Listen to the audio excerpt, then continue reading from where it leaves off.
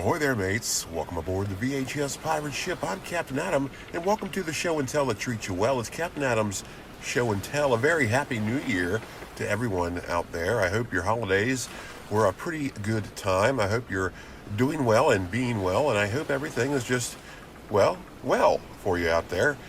Things are going pretty well here on the VHS Pirate Ship, and we certainly had a great holiday season.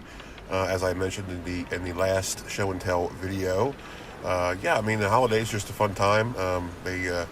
For me, they start with Halloween and end with New Year's, and it's just a fun time, a fun way to really end the year. You know, just a lot of fun stuff going on. So certainly, and we're going to continue the fun stuff here today on the show and tell because it's pretty special. Today I'm going to be showing off my ex-rental VHS. Now, ex-rentals are a huge part of any VHS collection because you do come across them quite often, also in the wild, but also on the high seas of the internet. There's lots and lots of ex-rental copies out there because there were lots and lots of ex-rentals. There were lots and lots of rentals and video rental stores, and so I would say, I don't know what would be a good percentage to say what would be, I don't know, maybe 55%, nah, that's too much, maybe 45% of the existing VHS tapes would have to be ex-rentals in some form or fashion, because when you say ex-rental, typically you think of the cut box or the cut sleeve as they're known, because that was what the rental stores did to pretty much catalog them, and they would put them and these plastic clamshells, as you can see here, in varying sizes, varying colors. But the main standard would be to cut the sleeve and sort of fold it and fit it in the laminate on the clamshell, so you know what the movie was. But in turn, of course, you ruined the the sleeve, and so now once an ex-rental copy, always an ex-rental copy. Now, what really adds to that percentage, and by the way, that's just a total guess on my part, the 45% ratio, is that not all of them had the cut box or cut sleeve. Not all of them came in these clamshells.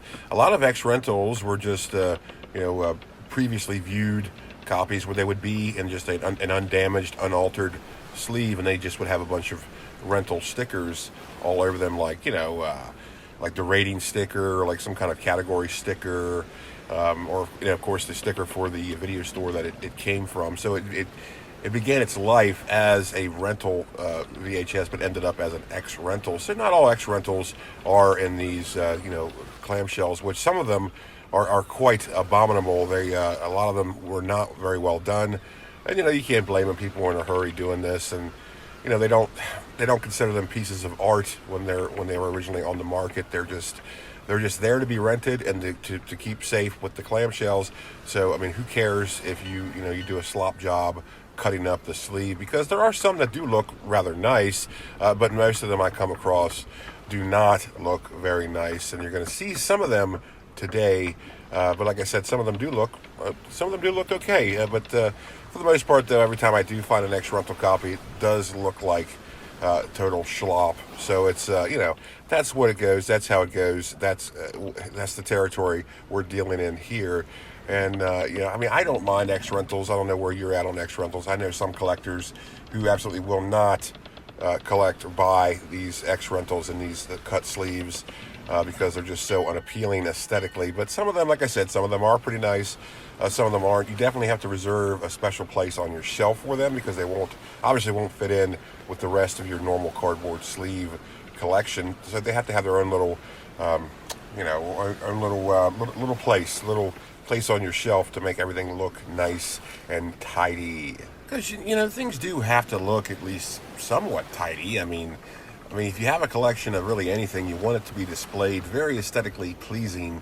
And if you have tapes that don't match, it just doesn't work. Which is why I'm just always been very opposed to what I call kids clamshells. Like the Disney VHS model, which pretty much every family movie would come in, and even there's other movies that aren't family movies or even kids movies, they would re-release in these clamshells that I always thought was just a great offense, and that's just something silly, I think. But that's why I don't like them, because they just don't fit in with the rest of your stuff. You have to have a special shelf for them, And that's the same goes with these X-Rental copies, because even though many of them were different colors, as you can see, most of them were the same sort of model of like this hard plastic clamshell. And then there are some that aren't like that at all. They're quite different, as we're going to see today. But for the most part, the X-Rental clamshell is like its own template, where even though it might be a different color, it's still the same size and fits right alongside the next one. So, that's cool. But some of them did not use that model. Some of them just did their own thing, seemingly, and we're going to see that here today. But before we get started here, let me just ask you, how you doing out there? Are you doing okay? Were things pretty well for you this holiday season? Are you looking forward to the new year? Are you excited about the new year? Do you have big plans for the new year? Maybe traveling, maybe getting a new job, maybe quitting smoking, maybe just something to better yourself.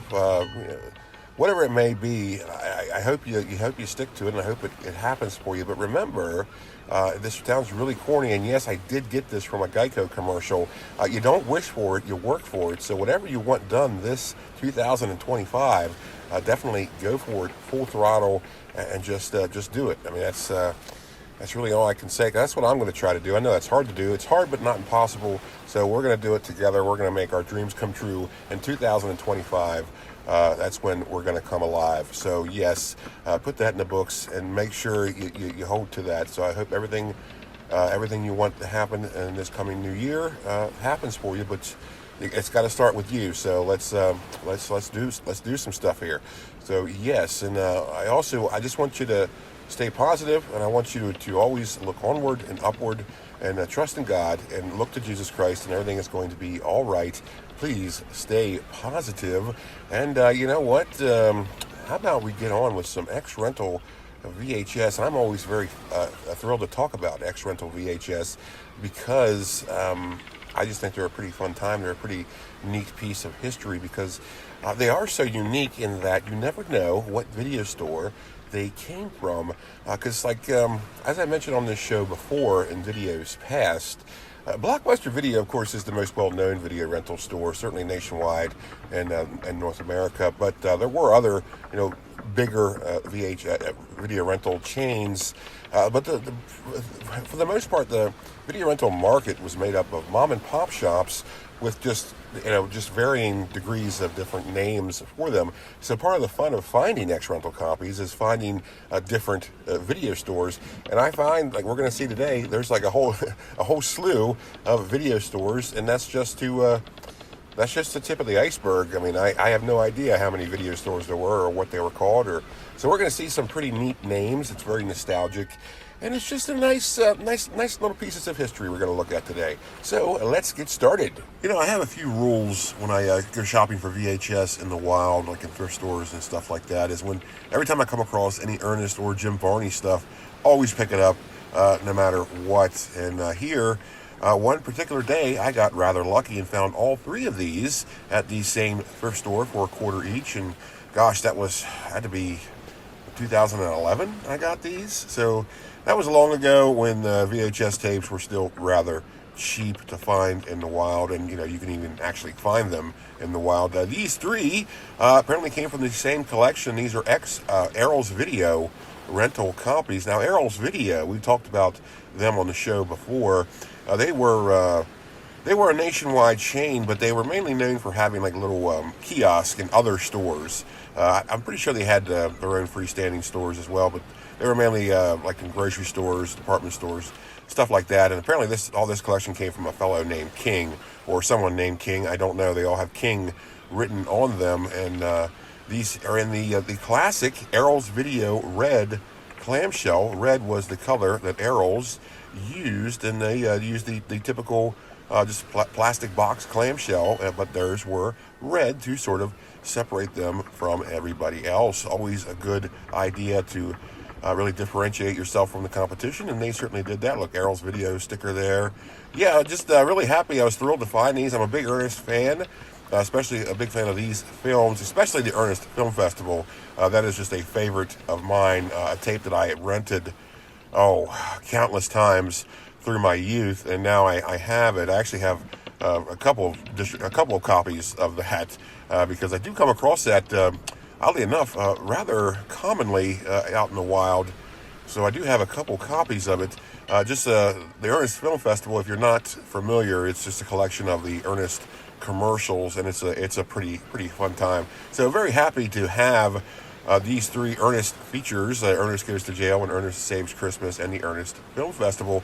And I'm very happy that they're in these ex-rental clamshells from Errol's, and let's go on. Now, when you think of big blockbuster spy movie action extravaganzas, do you think of John Stamos? Well, you better, because we have here Never Too Young to Die. What I believe to be John Stamos's only foray into movies. And this, it didn't really turn out too well for him. This movie is, if you haven't seen it, I definitely recommend watching it. It is sort of insane. It stars Gene Simmons of Kiss fame as an hermaphrodite gang lord, and he just does a tremendous job. I mean, if it wasn't for him, there really is no reason to watch this movie. I don't like to be negative, but he makes the movie. It is a pretty good time, but do not be expecting Dr. Zhivago or any kind of epic film, but it is worth at least one watch, in my opinion. And Robert Englund is in it as well as a little henchman, a little imp type character. So this does have a lot. Well, I don't want to say it has a lot going for it, but it certainly has plenty going for it. And like I said, I don't want to be negative, because who am I to insult stuff like this? So, definitely worth at least one watch. This particular copy, very interesting. This was given to me by my friend Matt Burns, a local horror indie filmmaker, nice guy. He gave me this because he had procured just like a big box of these ex-rental tapes that were sealed. Like they were ex-rentals that they decided to sell as previously viewed videos, but they were all in these ex-rental clamshells with the cut sleeve and all that. But they're sealed, so it's like they were factory sealed. They're used, but they look new. So it's very interesting. I've never seen ex-rental tapes in ex-rental clamshell boxes, factory sealed. So this is pretty interesting. Like I said, this movie, what a movie, but definitely one that's worth to have in your collection. Certainly this, because it was a gift from a friend of mine. I always appreciate that. Sticker there says Automated Video Incorporated. Not sure if that was a rental store or a company that bought ex-rentals and resold them. I'm not sure what the story is on this. So, Never Too Young to Die. Certainly check it out, and let's move on. Just forget about Star Wars or Star Trek. The only space opera you need is Space Mutiny. Oh, yes. Oh, what a film. What a film. I first seen this film through Mystery Science Theater, and in my opinion, it's their funniest episode, because this movie isn't all that good. And when you have movies that aren't all that good, you have an excellent Mystery Science Theater episode. And if you're going to watch this, I certainly would not recommend watching it without the Mystery Science Theater crew. This is I don't know. It's one of those movies where I'm sure they had every intention of this becoming the next big thing, but it just did not. Space Mutiny, great stuff. Happy to have this. This was another gift. Just a great gift. And but again, do not watch this film without Mystery Science Theater's riff track over top of it, because it's not worth it at all. But I don't like to be negative, of course, but sometimes I just have to be honest. And you should be honest all the time, but yeah, it has its flaws, I should say. Ex-rental here from Movie World. Not sure where they're from or anything. Let's see if there's a sticker on the inside. I know there is. Let's see here. Oh, a nice shiny sticker there. Please rewind or pay rewind fee. Let's not forget that rewinding a tape before you took it back to the store was a big deal, and it's just something. It was a cardinal sin not to do that, and of course you would get charged if you did not do that, because why not? You always put things back where you got them from, and that's a good lesson we all learned in preschool, and one lesson we should take on through the rest of our lives. Always drives me insane when people do not put their shopping carts back, or they don't put them in the little trolley garage there out in the parking lot. Just kind of drives me insane. So yeah, always rewind your tapes. It's just nice etiquette to do so. And you know, I just, yeah, you got to rewind your tapes. I mean, why not? Come on, it takes you like what, 2 minutes to rewind the tape? Come on, you got 2 minutes. Trust me. Believe me, if you're going to watch Space Mutiny, you got plenty of time on your hands. So yeah, definitely happy to have Space Mutiny in my collection, and it's a nice little X rental copy, nice sturdy clamshell or clamshell box. Yeah, I don't know, do you call these clamshells? I mean, I always have, and I know people do, but is clamshell a proper word for that? Because when I think of clamshell cases, I think of course, the Disney-style clamshell case, where it is more encompassing. This is sort of more, you know, slim and trim and streamlined. But I mean, I suppose it is a clamshell, but well, it doesn't really matter. Let's move on. How about a nice little story about just demon weirdo kids, and with the Village of the Damned here, X rental from Video Update. Very interesting name for a video store. Video Update, yes. As you see, it's got the classic. Well, they wrote Village of the Damned on it, too. I guess they couldn't afford labels. I don't know what's up with that. And, of course, you saw there it had the classic horror movie green circle sticker. Look at that. Please rewind tape. See, I told you, man, rewinding a tape was a big deal, and you better have done it or else. And this is interesting. It's from Movie Update, but let me get a closer look here. But it's got Movie Scene, sticker from Movie Scene, and that's, where is this, New Hampshire? That's interesting, but you can see in the background there, it was like it was put over a Movie Update label. So who knows what's going on here? Is it Movie Update or is it Movie Scene? Perhaps Movie Scene had bought out Movie Update. I'm not sure, but it's always nice to have Village of the Damned in your collection. I personally don't like movies about spooky kids. I avoid them. I'd much rather have just a hockey mask wearing, a machete wielding supernatural golem hunting people in the woods than I would spooky kids. So yeah, that's about it. Let's get on with this. How about a movie that you probably forgot existed, and basically everybody forgot this existed, with Robin Hood. I believe Uma Thurman's first film. I'm not sure about that. Definitely one of her early films. Yeah, Robin Hood. This one, not a bad movie, but the problem is, this movie was released right at the same time as Robin Hood, Prince of Thieves. I think a couple months prior to the release of Prince of Thieves, but it was 1991. So, yeah, that's the fatal flaw there. And of course, compared to the Prince of Thieves, no one's going to remember this Robin Hood flick. I mean, gosh, I really wish they would have spaced them out a little bit better. But I mean, 2 Robin Hood movies in the same year, and one of them stars Kevin Costner. Which one do you think is going to do better? So that's just what happened here. X rental from Cinema One Video, and believe it or not, this movie isn't that easy to find. This is the only one I found out there on the internet, and of course it was an X rental. And it's got a very different style clamshell box or plastic case, as you can see. Or rather, you're going to see as soon as I get back to it here. But just a nice clear protective case.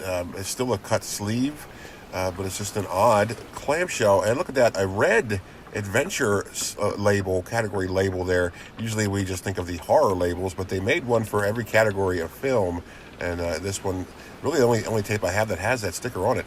Yeah, here's what I was talking about. It has a weird locking mechanism that is uncommonly and unnecessarily hard to get into. It's a nice locking mechanism. You really wanted to keep this movie safe. And look, they very politely ask you to please rewind the tape. So yes, Cinema One Video. It is neat that there were so many different styles of please rewind stickers, and it seemed like every video store had a different one. So that's also neat to see all the different please rewind stickers out there, as well as all the different video stores that existed. So yeah, happy to have this one. Definitely on the rarer side of VHS goes, and this is the only kind of rental box that's like this. I have this weird lock box that is pretty, it's hard to get into. I'm not gonna lie, and so definitely. If you haven't seen this film, I would, I would watch it. But don't. Here's the thing, and here's what's going to ruin it for you. Don't expect anything like Prince of Thieves, because it's not really like that at all. It's more. Oh, it's more of like, well, obviously it's a period piece, but it's more of like a melodrama almost. I mean, it is adventure, but there is just more like, drama in it. There's definitely more of a romance tale. And what's cool about this is it does sort of venture into the other Robin Hood legends that really other movies don't get into very much. So it is rather different. And if you watch it, you'll see what I mean. Like, I don't remember. I don't think the Sheriff of Nottingham is even in this. If he is not the main antagonist. He's hardly in it at all. If he is in it, I saw it last summer. I don't really remember much about it, unfortunately. But yeah, the main baddie is Guy of Gismond, Sir Guy. Of course, that character was featured in Prince of Thieves as a lieutenant, but in this one, he is the main baddie. So yeah, definitely, it's worth a watch. Check it out, especially if you just want to watch just a nice little melodrama. That's about all I can say about this film. And let's carry forth, shall we? How about a film whose story of its release is way more complicated than it really should be, with Night of the Ghouls, a film directed by the famous Ed Wood. Here we have Night of the Ghouls with the Midnight Madness Elvira series. She, of course, hosts this. This is from her. She has a video collection of a bunch of horror and schlock films. This is part of that series. The story goes with this film. It was first released in 1959, but upon its release, Ed Wood wanted to do some further edits. He thought it needed something, and so he went back to recut the film, but then he ended up owing the film lab tons of money, and they never released it back to him. So he probably would have done better just to keep this as it was, so it could be released in 59 and stay out into the world. But instead, the distribution rights for the film were locked up with this particular film lab. And anyway, as the story goes, fast forward to the early 80s, Ed Wood mega fan Wade Williams apparently paid the overdue bills and bought this film outright. So he has the distribution rights for the film, and of course, he would then allow it to be put on VHS. I think it might have been 82. I don't really remember. I don't have those numbers on me right now. You think I would, but I don't. And this is not the only distribution. This is actually the second VHS distribution of this film. The first one would be by VHS distributor, or home video distributor rather, Nostalgia Merchant. They had a version of this, and that one is very, very hard to find, or at least it was when I was looking for it. And if you do find it, you really don't want to pay the price that they're asking, but that's okay. This one, the Elvira one here, it's a little common, but not really too common, and still it is a little pricey, but not too bad. I mean, it is a unique item, obviously, and if Elvira is tied to anything, it's gonna be worth more for whatever reason. Elvira is pretty cool, and I guess that certainly helps anything's value that's tied to Elvira. So yes, this ex-rental copy, not sure where this is from. There is no rental store stickers on this, but comes in a red clamshell, red plastic case here. So you might be inclined to think it's from Errol's, but they did not, have exclusive ownership of red clamshells. So who knows where this is really from? But it is a cut sleeve, so this is a ex-rental copy. Very happy to have this one in my collection. Certainly a must for anybody who likes Ed Wood films. So yes, a nice unique addition to my VHS collection. It's just too bad it is in a cut sleeve, but that's okay, because like I said at the beginning of this video, I really don't mind too much as long as they're done rather tastefully, and this isn't done too bad. It's certainly not a slop job, but there it is. So let's move on. Now, another popular case that video stores would often use would be the what's called the squeeze and shake case, which is no more than just a plastic shell that's basically just a little bit bigger than a normal cardboard sleeve. And a lot of rental stores would use this one. Of course, now the intention is good, but the application doesn't work that well always, because it is sort of hard to get them out. This one here we have an 87 WWF Survivor Series. Let me start over. 1987 WWF Survivor Series, of course, the first ever Survivor Series. Yeah, definitely one that I'm very happy to have. However, this is odd because, as you can see, it is in the squeeze and shake case, but the sleeve was cut anyway, as if it were to fit a plastic clamshell. So the sleeve is totally destroyed, but it's only being held in place by the squeeze and shake box. So that's all right. I mean, the tape plays just fine. With old wrestling tapes, though, it really doesn't matter. They're just they're sought after either way. So yeah, this is definitely a good one to have in anybody's wrestling VHS collection. Most notable, of course, for being like I said, the first ever Survivor Series. And Survivor Series would go on to be a very popular pay-per-view for WWF, or of course it's now WWE, which I hate saying that, by the way. It's WWF to me, whatever. So yeah, on a personal note, not my favorite Survivor Series. My favorite is, of course, 1989 Survivor Series, the third annual Survivor Series. This one is when they still had the teams of 5. Of course, the tagline was "Teams of 5 strive to survive," and they would go on to continue that the following year in '88 with the second annual Survivor Series. But then by '89, they started doing just teams of 4. So there's that. Is this the one that has? I don't remember. Is this the one that has the tag team Survivor Series match where there was like 5 tag teams on each side, and like there were so many people on the outside of the ring on the apron you couldn't even see inside the ring because there were just so many people involved. I can't remember if it was this one or if it was the '88 Survivor Series. I don't really remember, but yeah, I like having this and all, but I would much rather have just a normal cardboard sleeve. But you take what you can get sometimes, and because this, like with these squeeze and shake boxes, and obviously I have to keep it in there because the sleeve will just fall apart without it. You really can't.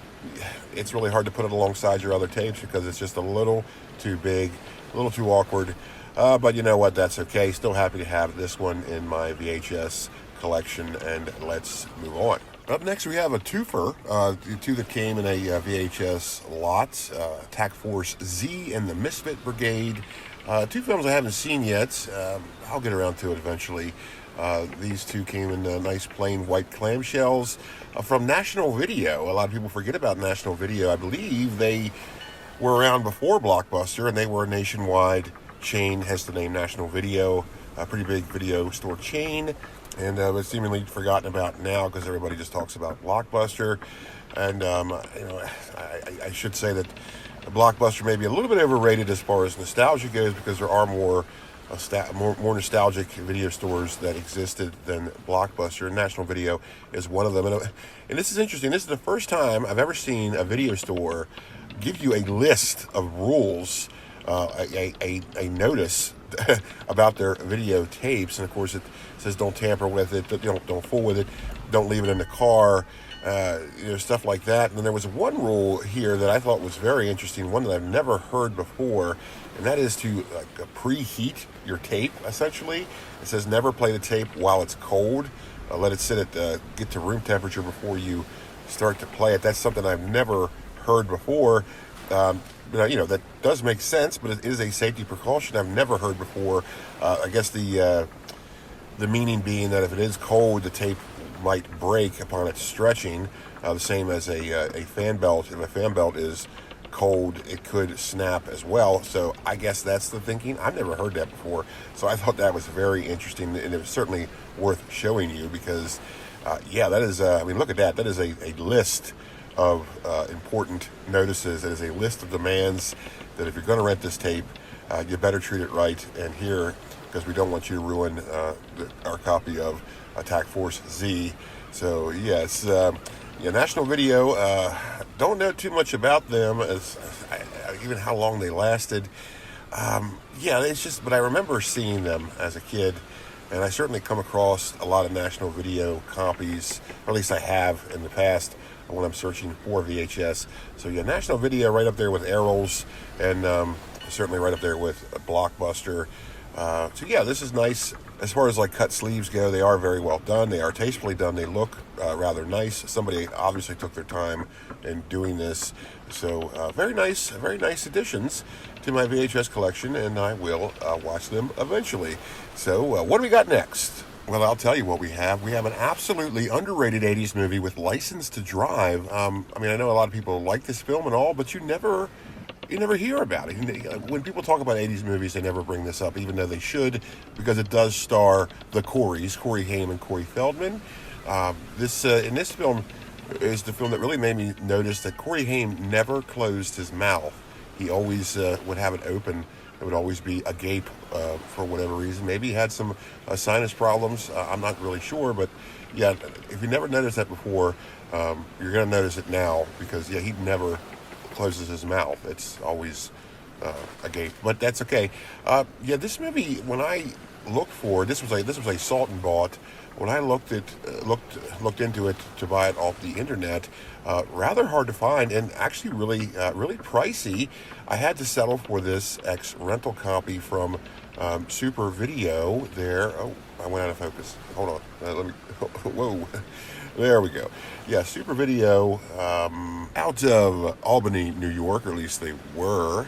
Always like to see when mom and pop shops put their address on there. It's always neat to see what region of the country these came from, and this is a good example of that.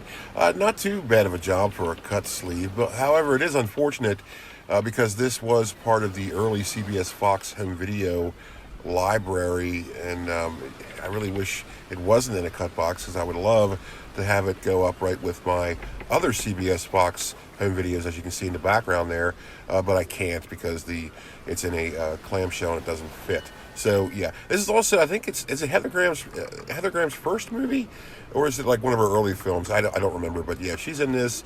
It's just a really, if you haven't seen it, I don't know why you wouldn't have seen this yet, but if you haven't seen it, definitely watch it. It is a pretty good time, and if you haven't seen it in a while, watch it again, because it is a pretty good time and certainly worth a rewatch. Very happy to have this one. This one, as you can see, was a weekly rental. A lot of video stores did this, towards the tail end. At least to my knowledge, I don't know if they started off doing weekly rentals. I remember weekly rentals would become a thing throughout the 90s, where you just paid a flat fee and you had it for like 5 days or whatever. This is $3.79 to have this for a whole week. So that was a pretty good deal, right? That's a good deal. Yeah, happy to have this. Very happy to have this, actually. One of my favorite 80s films, and like I said, one that you don't hear about a lot. So definitely an underrated 80s film, and a great tape to have. Still not too sure why the going price was so high back when I looked this up, but it is what it is, and just very happy to have this. What's up next? How about an 80s movie that is absolutely not underrated whatsoever, with Bill and Ted's Excellent Adventure? And man, what a big deal this was when it came out. Very silly movie, pretty good sci-fi movie as well. Very cavalier approach to time travel, but that is what it is. Certainly makes for a good movie. And look at that. Ticket price for this, $89. That was the retail for this particular rental model if this was damaged, or if you wanted to just buy it outright. $89. I mean, I like Bill and Ted and all, but could you imagine spending $89 to own it, especially in a really sort of badly done video cut box? So yeah, this isn't the prettiest cut box. I've certainly seen better, but very interesting that they used a brown plastic clamshell case. I very rarely do I see brown out there, but yes, yeah, $89. I still can't get over that. But yeah, that was a big deal. That was the thing with tapes. That's why rental was such a big business through the 80s, is because the tapes were just so expensive, and so basically the video store would buy them and make their money back with rentals, and usually they'd make their money back, threefold, if not more. So yeah, certainly with Bill and Ted, this one was a very popular movie. Still is a popular movie. Just a real great part of our childhoods if you grew up in that time period. This came out in, was it 88 or 89? So I mean, technically it is an 80s movie, but it's a very late 80s movie. But yeah, it's still an 80s movie. Why not? Yeah, Bill and Ted's Excellent Adventure. I'd say one of my favorite films, just because a lot of this nostalgia is tied with it. A lot of fun to be had with this movie. It's on my big list of favorite movies. So certainly, yeah. And I think everybody has this in their collection, but not everybody has this particular X-Rental copy. That's what makes X-Rental copies so unique, is that, sure, they're the same distribution of a film, but they're unique in that, they came from a different video store. They have a different cut box clamshell. There's just a lot of differences. That's what makes X-Rental copies so fun, is it makes a very common VHS uncommon, and that's what's pretty fun about them. So, yeah, what do we got next here? Well, I'll tell you, and if you ever want to see Christopher Lloyd, Shelley Duvall, and Hulk Hogan in a sci-fi action epic flick together, well, here you go with Suburban Commando. And say what you want to about this film, it certainly had its place in time, certainly memorable, well, as far as Hulk Hogan movies go. I mean, it's got to be the most memorable one. You're certainly not thinking of Mr. Nanny when you think of Hulk Hogan's film career. Here we have an X-Rental from Video World Incorporated, and possibly the worst cut box job I've ever seen. I mean, first of all, just look at that gigantic clamshell. I mean, it's just they cut the sleeve and fit it in this gigantic kid style clamshell, so it doesn't match at all. It looks awful, and I hate to be negative, but I have no choice here. This is definitely my least favorite VHS in my collection, just because of that. This was very, very, very cheap, and I wanted this film, and I just couldn't pass up the price. But now I do sort of regret it, because, well, it just looks so hideous, really. And that does, like I said, that does matter. Shelf appeal matters quite a lot. So I have to put this particular VHS with all of my other kids' clamshell stuff, which is something I don't particularly like doing, but yeah, I do have to sort of put this in its own little place, just because it's just such a what an abomination this was. But that's apparently what Video World Incorporated did with their rental tapes. So certainly, I do want to get a different distribution of this sometime, a better one, maybe one that's just an uncut sleeve would be nice, but it is what it is, and that's okay with me. So, yes, and if you are curious, I have done a video about Suburban Commando where I sort of review it and just talk about it. It's a lot of fun. I'll put that video in the description. And also, taking it back to Night of the Ghouls, I did a video, a filmography about Ed Wood, and I talk about Night of the Ghouls, some in that. That's a pretty good time as well. I'll put the description to that, excuse me, I'll put the link to that video in the description as well. I certainly would hope and really appreciate if you would check those out. Yeah, so that's well, no, hold on. It appears I do have some other X-Rentals in this X-Rental extravaganza, and speaking of abominations, here's some of my least favorite X-Rental cases.